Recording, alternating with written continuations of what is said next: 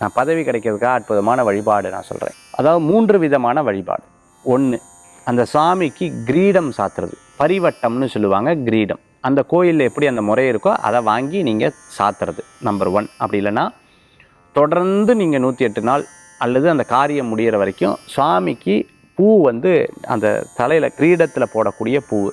சில கோயிலில் முருகப்பெருமானுக்கு பார்த்திங்கன்னா இப்படி தலையில் கட்டி விடுவாங்க, அம்பாலாக இருந்தாங்கன்னா இப்படி வைப்பாங்க. அந்த மாதிரி அந்த கிரீடத்துக்கு உண்டான புஷ்பம், மல்லி புஷ்பமோ அந்த அர்ச்சகர் என்ன கேட்குறாரோ அது வந்து தலையில், சுவாமியினுடைய தலையில் சாத்தணும். 2, அடுத்தது பார்த்துட்டிங்க அப்படின்னு சொன்னால் சுவாமிக்கு நெற்றிப்பட்டை சாத்துறது. 3, மிகப்பெரிய நபர்கள் உங்கள் கூட ஒரு கனெக்டிவிட்டியாக அது உங்களுக்கு ஒரு பெரிய பலன்களை கொடுக்கக்கூடியதாக இருக்கும்.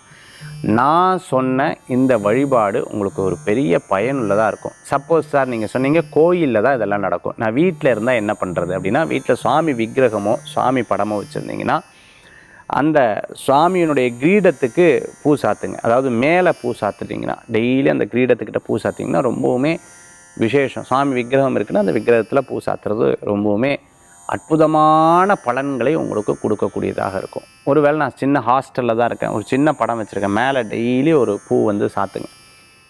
நிச்சயமாக பதவி எதிர்பார்த்தவங்களுக்கு இது நல்ல பலன்கள் கொடுக்கும். உங்கள் முயற்சி இருக்கு இல்லையா, உழைப்பு இருக்கு இல்லையா, உண்மை இருக்கு இல்லையா, அது கூட சேர்ந்து இந்த வழிபாடும் உங்களுக்கு உதவி செய்யும்.